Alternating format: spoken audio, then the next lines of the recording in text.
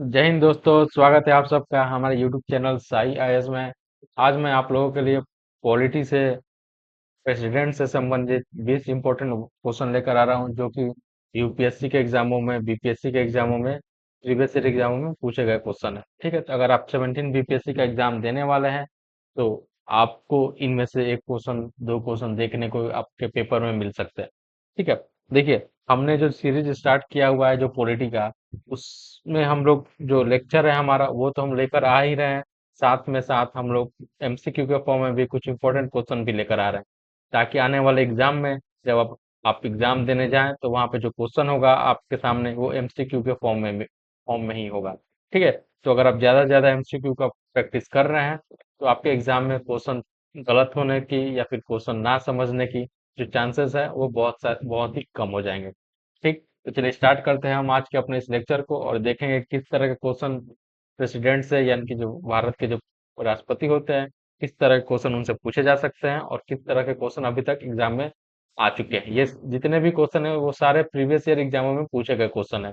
ठीक, तो चलिए स्टार्ट करते हैं आज के अपने इस लेक्चर को। देखिए, पहला क्वेश्चन क्या कह रहा है, राष्ट्रपति के संदर्भ में निम्नलिखित कथनों पर विचार करिए करें। ठीक है, यानी कुछ कथन दिया गया है, उन पर विचार करना है कि वो क्या कह रहा है, क्या वो राष्ट्रपति के संदर्भ में वो सही है या गलत है, ये चीज हमें बताना है। ठीक है, देखिए पहला ऑप्शन क्या है हमारा, राष्ट्रपति भारत के सशस्त्र बलों के सर्वोच्च सेनापति होते हैं। ठीक है, ये पहला स्टेटमेंट है। दूसरा है, राष्ट्रपति का चुनाव केवल भारतीय संसद के सदस्य करते हैं। तीसरा है, राष्ट्रपति भारत के कार्यकारी प्रमुख होते हैं। ठीक है, आपको इनमें से चुनाव करना है कौन से कथन सही है, जो कथन सही है उनके बारे में उनका आपको चुनाव करना है। ठीक है, चलिए देखते हैं फिर से। देखिए, जो पहला स्टेटमेंट है हमारा कि राष्ट्रपति भारत के सशस्त्र बलों के सर्वोच्च सेनापति होते हैं, ये बिल्कुल सही है। यानी कि जो भी सशस्त्र बल होते हैं, ठीक है, वो राष्ट्रपति क्या होते हैं, उसके सर्वोच्च सेनापति होते हैं। सेकंड स्टेटमेंट क्या कर रहा है, राष्ट्रपति का चुनाव केवल भारतीय संसद के सदस्य करते हैं। ठीक है, ये ऑप्शन गलत है। ये केवल नहीं करते हैं, ये के जो विधानसभा के सदस्य होते हैं वो भी करते हैं। अगर यहाँ पे रहता है कि राष्ट्रपति का चुनाव भारतीय संसद के सदस्य भी करते हैं तो यहाँ पे आपका ये ऑप्शन सही हो जाता है। लेकिन यहाँ पे केवल कर दिया है तो इसलिए ये जो आपका ऑप्शन है ये गलत हो जा रहा है। यानी कि जो राष्ट्रपति का चुनाव किसके द्वारा किया जाता है, तो संसद के सदस्यों के द्वारा, और जो विधानसभा के जो सदस्य हैं, यानी कि जो इलेक्टेड सदस्य होते हैं, जो चयनित सदस्य होते हैं, उनके द्वारा राष्ट्रपति का चुनाव किया जाता है। ठीक है, तो ये ऑप्शन जो है आपका ये गलत हो जा रहा है। ठीक, नेक्स्ट ऑप्शन क्या है, राष्ट्रपति भारत के कार्यकारी प्रमुख होते हैं। बिल्कुल ये स्टेटमेंट आपका सही है। तो यानी कि इसका आंसर क्या हो जाएगा, पहला और तीसरा, यानी कि इसका आंसर आपका सही बी हो जाएगा। पहला और तीसरा ही सिर्फ सही है। ठीक है, चलिए नेक्स्ट क्वेश्चन देखेंगे हम लोग। ठीक है, भारत के राष्ट्रपति का चुनाव कितनी अवधि के लिए होता है, यानी कि जो भारत के जो राष्ट्रपति होते हैं उनका कार्यकाल कितना होता है, उनका टेन्योर जो है वो कितने साल का होता है। ठीक है, चलिए ऑप्शन देखेंगे हम लोग। ऑप्शन क्या क्या है हमारे सामने। ठीक है, ऑप्शन है 4 साल, 5 साल, 6 साल या फिर 7 साल। तो अगर बात की जाए कि टेन्योर की, तो भारत के जो प्रेसिडेंट होते हैं उनका टेन्योर कितना होता है, जल्दी से जवाब दीजिए आप लोग। देखिए, इसका आंसर हो जाएगा 5 साल। ठीक है, तो जो भारत के जो प्रेसिडेंट होते हैं उनका कार्यकाल 5 साल का होता है। अगर आप अमेरिका के प्रेसिडेंट की बात करें तो उनका कार्यकाल कितने साल का होता है, उनका कार्यकाल 4 साल का होता है। तो ये चीज भी आपसे एग्जाम में पूछा जा सकता है कि अमेरिका का जो प्रेसिडेंट है उनका कार्यकाल कितने साल का होता है, तो वो 4 साल का होता है। ये चीज आपको ध्यान में रखना है।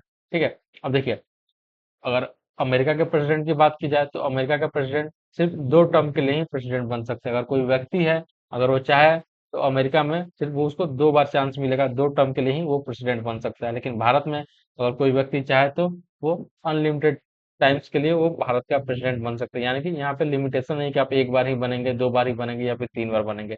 ठीक है, आप जितनी बार चाहे उतनी बार उतने नंबर ऑफ टाइम्स के लिए आप भारत के प्रेसिडेंट बन सकते हैं। तो ये चीज भी आपको ध्यान में रखना है। ये क्वेश्चन एग्जाम में पूछा जा चुका है बीपीएससी के द्वारा। ठीक है, चलिए नेक्स्ट क्वेश्चन देखेंगे। देखिए, संविधान के अनुच्छेद 56 में उल्लेखित है कि जो राष्ट्रपति का कार्यकाल होगा कितने साल का होगा, वो 5 साल के लिए होता है। ठीक, आर्टिकल भी पूछा जा सकता है कि आर्टिकल 56 किससे संबंधित है, तो राष्ट्रपति के कार्यकाल से संबंधित है, राष्ट्रपति के टेन्योर से संबंधित है। ये चीज भी आपको ध्यान में रखनी है। ठीक है, नेक्स्ट क्वेश्चन क्या कह रहा है, निम्नलिखित में से कौन सा राष्ट्रपति के निर्वाचन के लिए एक निर्वाचक मंडल में शामिल है, यानी कि राष्ट्रपति के निर्वाचन के लिए जो निर्वाचक मंडल का जो गठन किया जाता है उसमें कौन कौन से सदस्य शामिल होते हैं। ठीक है, चलिए देखते हैं। लोकसभा के सदस्य, राज्यसभा के सदस्य या फिर राज्य विधानसभा के निर्वाचित सदस्य। ठीक है, चलिए, तो इसका आंसर क्या हो जाएगा आपको बताना है, क्या ये इनमें से कौन कौन जो सदस्य हैं वो राष्ट्रपति के निर्वाचन के लिए शामिल होते हैं। ठीक, देखिए ऑप्शन क्या है आपका, केवल पहला और दूसरा, पहला और तीसरा, दूसरा तीसरा, पहला दूसरा और तीसरा। ठीक है, इसका आंसर क्या हो जाएगा, इसका आंसर हो जाएगा पहला दूसरा और तीसरा, यानी कि डी हो जाएगा। यानी कि जो राष्ट्रपति का जो निर्वाचक मंडल होता है उनमें लोकसभा, राज्यसभा और राज्य विधानसभाओं के जो निर्वाचित सदस्य होते हैं वो सभी शामिल होते हैं। यानी कि जो नॉमिनेटेड मेंबर होते हैं उनको शामिल नहीं किया जाता है। ठीक है, ये चीज आपको ध्यान में रखना है। अगर नॉमिनेटेड मेंबर की बात की जाए या फिर विधान परिषद की बात की जाए तो विधान परिषद भी इनमें शामिल नहीं होते हैं। ठीक है,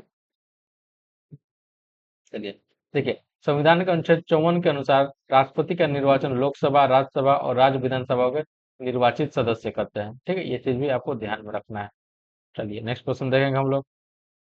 भारतीय राष्ट्रपति के संदर्भ में महाभियोग प्रक्रिया किस अनुच्छेद में उल्लिखित है? देखिए, जो महाभियोग प्रक्रिया यानी कि जो इम्पीचमेंट की बात की जाती है उसका वर्णन किस अनुच्छेद के तहत किया गया है? ये क्वेश्चन आपसे एग्जाम में कई बार पूछा गया है और आने वाले एग्जाम में भी पूछे जाने की संभावना है। ठीक है, इसका आंसर क्या हो जाएगा, ऑप्शन आपके सामने है, अनुच्छेद 56, 61, 62 या फिर 63। ठीक है, तो इसका आंसर हो जाएगा अनुच्छेद 61। यानी कि 61 में राष्ट्रपति के इम्पीचमेंट से संबंधित जो भी प्रावधान है वो संविधान में शामिल किया गया है। ठीक है, चलिए नेक्स्ट क्वेश्चन देखेंगे। नहीं, भारत के राष्ट्रपति द्वारा संसद को संबोधित करने का प्रावधान किस अनुच्छेद में है? यानी कि राष्ट्रपति संसद को संबोधित करते हैं, इसका प्रावधान संविधान के किस अनुच्छेद में शामिल किया गया है? ऑप्शन है आपके सामने 72, 74, 86 या फिर 87। अब देखिए, जो भी संसद का जो पहला सत्र होता है, ठीक है, या फिर साल का जो पहला सत्र होता है उस समय राष्ट्रपति जो है वो संसद को संबोधित करते हैं। ठीक है, जैसे मान लीजिए अभी इलेक्शन हुआ, इलेक्शन के बाद जो नई गवर्नमेंट का फॉर्मेशन हुआ, नई संसद का जो गठन हुआ, तो उसका जो पहला मीटिंग होगा, जो पहला सत्र होगा ना, उसको संबोधित कौन करता है? तो राष्ट्रपति के द्वारा संबोधित किया जाता है। ठीक है, तो इसका वर्णन संविधान के किस आर्टिकल में किया गया है? इसका वर्णन किया गया अनुच्छेद 87 में, यानी कि जो 87 अनुच्छेद है उसका तहत इस संबोधन का वर्णन किया गया है कि राष्ट्रपति जो है वो संसद को संबोधित करेंगे। ठीक है, चलिए देखिए, अनुच्छेद 87 के अनुसार राष्ट्रपति संसद के प्रत्येक सत्र की पहली बैठक और प्रत्येक वर्ष के पहले सत्र में संयुक्त अधिवेशन को संबोधित करते हैं। यानी जो जॉइंट सेशन होता है उसको वो संबोधित करते हैं, वहां पे आकर के वो अपना भाषण देते हैं, अपना स्पीच देते हैं। ठीक है, आर्टिकल 87 के तहत। ठीक, चलिए नेक्स्ट क्वेश्चन देखेंगे हम लोग।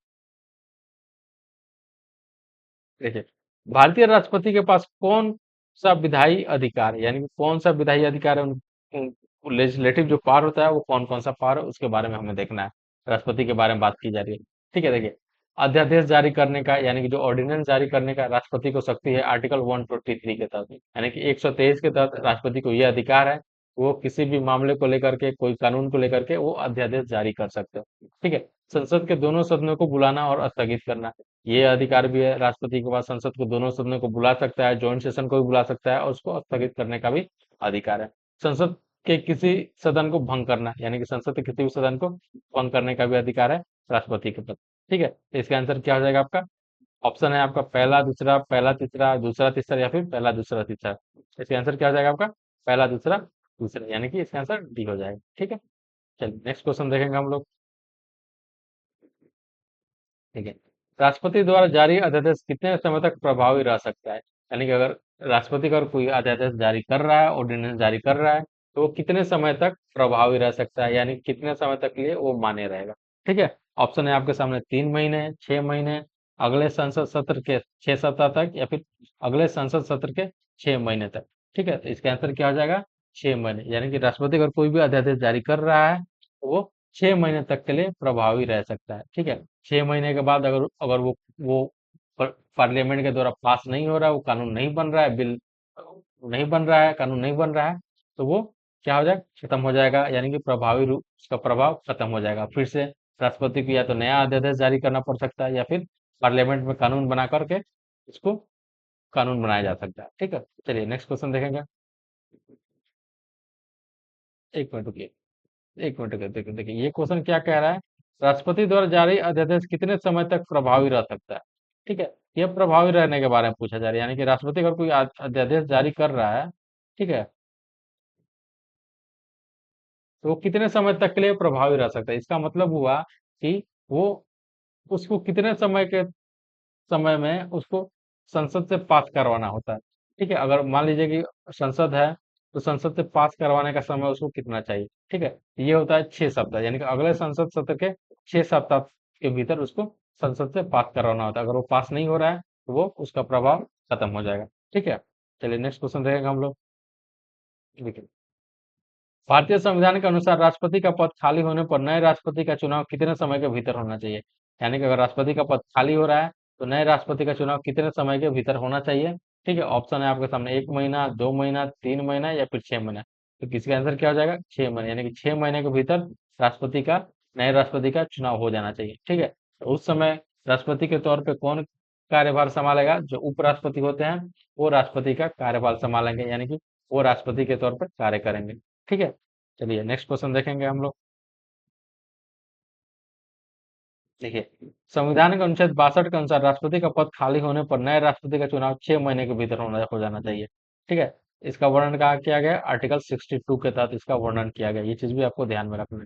ठीक है, ठीक है। निम्नलिखित में से कौन राष्ट्रपति के निर्वाचन में भाग नहीं ले सकता, यानी कि राष्ट्रपति के निर्वाचन में जो इलेक्टोरल कॉलेज होता है उसमें कौन भाग नहीं ले सकता है। ऑप्शन है आपके सामने, क्या ऑप्शन है, लोकसभा सदस्य, राज्यसभा सदस्य, राज्य विधानसभाओं के निर्वाचित सदस्य या फिर राज्य विधान परिषदों के निर्वाचित सदस्य। इसका आंसर क्या हो जाएगा, जल्दी से जवाब दीजिए आप लोग। इसका आंसर हो जाएगा राज्य विधानसभा, सॉरी, राज्य विधान परिषद के निर्वाचित सदस्य, यानी कि जो लेजिस्लेटिव काउंसिल होता है उसके जो भी निर्वाचित सदस्य होते हैं उनको भाग लेने का अधिकार नहीं, यानी कि राष्ट्रपति के निर्वाचन में वो लोग वोट नहीं करते हैं, वो लोग भाग नहीं लेते। ये चीज आपको ध्यान में रखना है।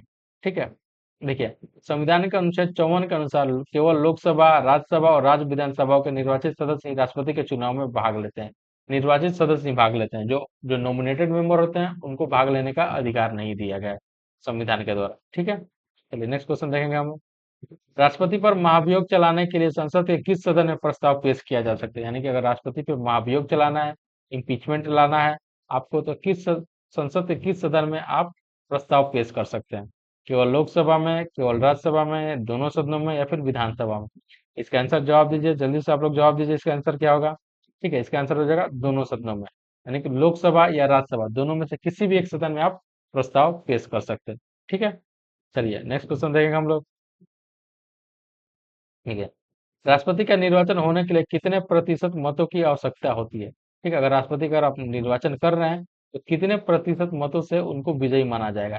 ठीक है, ऑप्शन है आपके सामने, 50% +1, 60% +1 या 2/3 बहुमत या फिर 3/4 बहुमत। ठीक है, इसका आंसर क्या हो जाएगा, 50% +1, यानी कि 50% से अगर एक ज्यादा उनके पास मत है तो उनको विजयी माना जाएगा, उनको निर्वाचित माना जाएगा। ठीक है, चलिए नेक्स्ट क्वेश्चन देखेंगे हम लोग। देखिए, राष्ट्रपति द्वारा घोषित आपातकाल की अवधि में संसद की बैठक के बिना अध्यादेश कितने समय तक प्रभावी रह सकता है। यानी कि राष्ट्रपति द्वारा घोषित आपातकाल की अवधि में संसद की बैठक के बिना अध्यादेश कितने समय तक प्रभावी रह सकता है। ठीक है, अध्यादेश जो राष्ट्रपति जारी करता है वो कितने समय तक के लिए प्रभावी रहेगा। ठीक है, ऊपर जो हमने क्वेश्चन देखा था थोड़ा सा बहुत उसमें कंफ्यूजन हो गया था। ठीक है, तो इसी क्वेश्चन से ये मिलता जुलता है। ठीक है, तो इसका आंसर क्या होगा, 3 महीने, 6 महीने, 9 महीने या फिर 12 महीने। क्या इसका आंसर होगा, 6 महीने, यानी कि राष्ट्रपति कोई अगर अध्यादेश जारी कर रहा है आपातकाल की अवधि में तो वो 6 महीने तक के लिए प्रभावी रह सकता है। ठीक है, चलिए नेक्स्ट क्वेश्चन देखेंगे हम लोग। राष्ट्रपति की असहमति के बावजूद विधेयक को पारित करने के लिए संसद के किस सदन की आवश्यकता होती है। यानी कि अगर राष्ट्रपति कोई विधेयक को असहमति जता रहा है, यानी कि उसको अपना समर्थन नहीं दे रहा है, ठीक है, तो संसद की किस सदन की आवश्यकता होती है उसको पारित करने के लिए। ठीक है, ये आपसे क्वेश्चन पूछा जा रहा है। ऑप्शन है आपके सामने, केवल लोकसभा, केवल राज्यसभा, दोनों सदनों की समान बहुमत या फिर दोनों सदनों की विशेष बहुमत। ठीक है, इसका आंसर क्या हो जाएगा, दोनों सदनों की समान बहुमत। यानी कि जैसे देखिए, मान लीजिए अगर पार्लियामेंट के द्वारा, संसद के द्वारा अगर कोई बिल है उसको राष्ट्रपति के पास भेजा जा रहा है उसकी सहमति के लिए, अगर राष्ट्रपति को उसको अस्वीकार कर देते हैं, उसको उसको अपनी सहमति नहीं दे रहे हैं, ठीक है, और वापस से रिकंसिडरेशन के लिए फिर से उस पर सोच विचार करने के लिए अगर वो संसद को भेज रहे हैं और संसद उस पर सोच विचार करने का फिर से अगर उनको राष्ट्रपति के पास भेज रहा है समान बहुमत से पास करके, यानी कि सिंपल मेजोरिटी से उसको पास करके फिर से अगर वो राष्ट्रपति के पास जा रहा है तो राष्ट्रपति उस को सहमति देने के लिए बाध्य होते हैं। ठीक है, इसका आंसर क्या हो जाएगा? सी हो जाएगा, दोनों सदनों की समान बहुमत द्वारा। देखिए, राष्ट्रपति द्वारा विधेयक को वापस भेजे जाने के बाद यदि दोनों सदन सामान्य बहुमत से पुनः पारित करते हैं तो राष्ट्रपति को उसे स्वीकृति देनी होती है, यानी कि राष्ट्रपति को उसे सहमति देनी होती है। ठीक, चलिए नेक्स्ट क्वेश्चन देखेंगे हम लोग। ठीक है, भारत के राष्ट्रपति के संदर्भ में कौन सा कथन सही है, यानी कि जो राष्ट्रपति के संदर्भ में बात की जाए कौन सा कथन सही है। ठीक है, ऑप्शन है आपका, राष्ट्रपति का चुनाव प्रत्यक्ष रूप से होता है, यानी कि डायरेक्ट इलेक्शन होता है। जो भारत की जो जो नागरिक है वो क्या वो डायरेक्ट चुनाव करते हैं राष्ट्रपति का। राष्ट्रपति का चुनाव अप्रत्यक्ष रूप से किया जाता है। राष्ट्रपति का चुनाव सुप्रीम कोर्ट के जज करते हैं। राष्ट्रपति का चुनाव को लोकसभा के सदस्य करते हैं। ठीक है, तो इसका आंसर क्या हो जाएगा? इसका आंसर हो जाएगा बी हो जाएगा, यानी कि राष्ट्रपति का चुनाव किसके द्वारा किया जाता है? अप्रत्यक्ष रूप से किया जाता है। यानी कि इसका मतलब क्या हुआ कि जो भारत के जो नागरिक हैं वो लोग राष्ट्रपति का चुनाव नहीं करते हैं, तो फिर कौन करता है? तो भारत के नागरिकों के द्वारा जो चुने हुए जो प्रतिनिधि होते हैं, जो लोकसभा में, राज्यसभा में और विधानसभा में जो चुने हुए प्रतिनिधि होते हैं, वो लोग मिल करके राष्ट्रपति का चुनाव करते हैं। यानी कि क्या इनडायरेक्ट इलेक्शन होता है राष्ट्रपति का। ये चीज आपको ध्यान में रखना है। ठीक है, चलिए नेक्स्ट क्वेश्चन देखेंगे हम लोग। भारतीय संविधान किस अनुच्छेद के तहत राष्ट्रपति राज्यपालों को नियुक्त करते हैं, यानी कि राष्ट्रपति को राज्यपालों को नियुक्त करने का अधिकार किस अनुच्छेद के तहत दिया गया है। ठीक है, इसका ऑप्शन क्या हो जाएगा? आंसर हो जाएगा 155, यानी कि अनुच्छेद 155 के तहत राष्ट्रपति को यह अधिकार है कि वो राज्यों के राज्यपाल को नियुक्त कर सकते हैं। ठीक, चलिए नेक्स्ट क्वेश्चन देखेंगे हम लोग। राष्ट्रपति के निर्वाचन में प्रत्येक राज्य के विधानमंडलों के सदस्यों के मतों का मूल निर्धारण किस आधार पर किया जाता है, यानी कि जो प्रत्येक राज्य होते हैं उनके विधानमंडल के सदस्यों का जो मत का मूल जो निर्धारण है किस आधार पर किया था, ये क्वेश्चन आपसे पूछा जा रहा है। राज्य की जनसंख्या की, राज्य के क्षेत्रफल, राज्य की आर्थिक स्थिति या फिर राज्य के सदस्य संख्या। ठीक है, इसका आंसर क्या हो जाएगा? राज्य की जनसंख्या की, यानी कि राज्य की जो भी जनसंख्या होती है उसके आधार पर उसका मत का जो मूल्य है वो निर्धारित किया जाता है। ठीक है, इसका आंसर ये हो जाएगा। ठीक, चलिए नेक्स्ट क्वेश्चन देखेंगे हम लोग।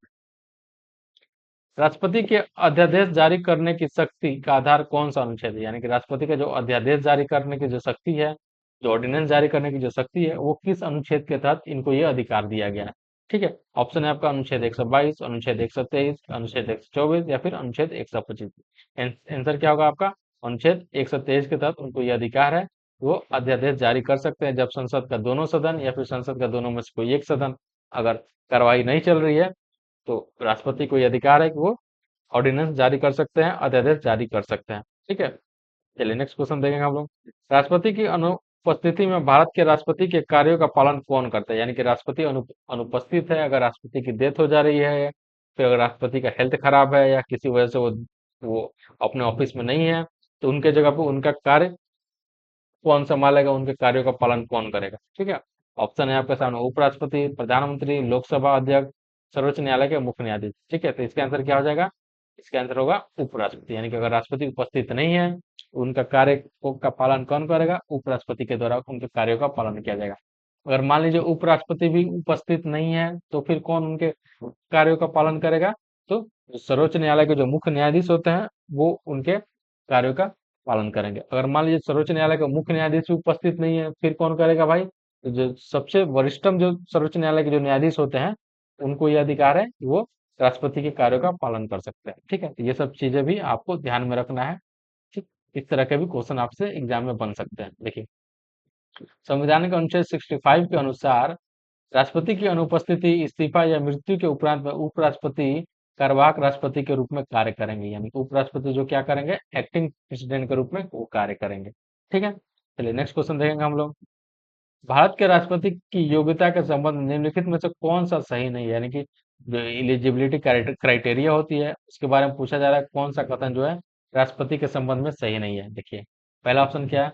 वो भारत का नागरिक होना चाहिए। बिल्कुल, जिसको भी राष्ट्रपति बनना है वो सबसे पहले क्या होगा? भारत का नागरिक होना चाहिए। उसकी आयु कम से कम 35 वर्ष होनी चाहिए। ये बात भी सही है, आयु कितनी होनी चाहिए? 35 वर्ष से कम नहीं होनी चाहिए। ठीक है, वह राज्यसभा का सदस्य हो, वह राज्य विधानमंडल का सदस्य होने के योग्य हो। ठीक है, इसमें क्या करा, कौन सा कथन सही नहीं है? ठीक है, तो क्या होगा? जो राज्यसभा का सदस्य की बात की जा रही है ये सही नहीं है। यानी कि क्या होता है यहाँ पे? लोकसभा का सदस्य होने की योग्यता होनी चाहिए। अगर आप लोकसभा का सदस्य होने की अगर आप योग्यता रख रहे हैं तो आप भारत के राष्ट्रपति बनने के योग्य हैं। ठीक है, या फिर वह राज्य विधानमंडल का सदस्य होने के योग्य। अगर आप राज्य विधानमंडल के सदस्य होने के योग्य हैं तो भी आप भारत के राष्ट्रपति बनने के योग्य हैं। देखिए, ये जो राज्यसभा का सदस्य होने का जो योग्यता की बात की जाती है वो किसके लिए है? वो उपराष्ट्रपति के लिए बात की जाती है। तो ये चीज आपको ध्यान में रखना है, ये ऑप्शन आपका सी नहीं होगा। ठीक है, तो इसका आंसर क्या हो जाएगा? इसका आंसर हो जाएगा सी हो जाएगा, यानी कि सी जो है आपका गलत है। ठीक।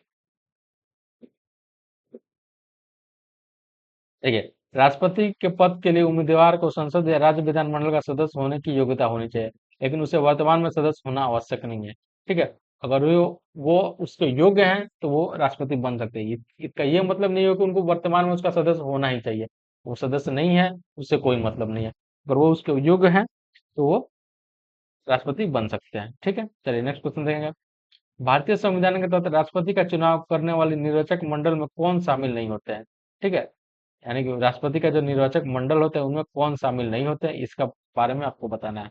लोकसभा के निर्वाचित सदस्य, राज्यसभा के नामित सदस्य, राज्य विधानसभा के निर्वाचित सदस्य, दिल्ली और पुडुचेरी विधानसभा के निर्वाचित सदस्य। ठीक है, जल्दी से जवाब दीजिए आप लोग, इसका आंसर क्या होगा? ठीक है, देखिए इसका आंसर क्या होगा? राज्यसभा के नामित सदस्य, यानी कि राज्यसभा के जो नॉमिनेटेड जो सदस्य होते हैं उनको अधिकार नहीं है कि वो राष्ट्रपति के चुनाव में वोटिंग कर सके, राष्ट्रपति के चुनाव में वो अपना मत दे सके। ठीक है, चलिए, ठीक है, राज्यसभा के नामित सदस्य का आंसर हो जाएगा। ठीक है, चलिए आज के लिए बहुत बहुत धन्यवाद। ये 20 इंपॉर्टेंट क्वेश्चन है जो कि प्रेसिडेंट से संबंधित है। आने वाले एग्जाम में आपको इन्हीं में से क्वेश्चन देखने को मिल सकते हैं। हो सकता है कोई सेम क्वेश्चन को रिपीट कर दिया जा सके, क्योंकि ये जितने भी क्वेश्चन है वो प्रीवियस ईयर एग्जामों के रिपीटेड क्वेश्चन है। ठीक है, तो इसलिए चांसेस बनते हैं कि आने वाले एग्जाम में भी आपको यहाँ से क्वेश्चन देखने को मिल सकता है। ठीक है, आज के लिए बहुत बहुत धन्यवाद। बहुत जल्द मिलेंगे हम लोग कुछ नए टॉपिक के साथ, कुछ नए क्वेश्चन के साथ। तब तक के लिए पढ़ते रहिए। जय हिंद।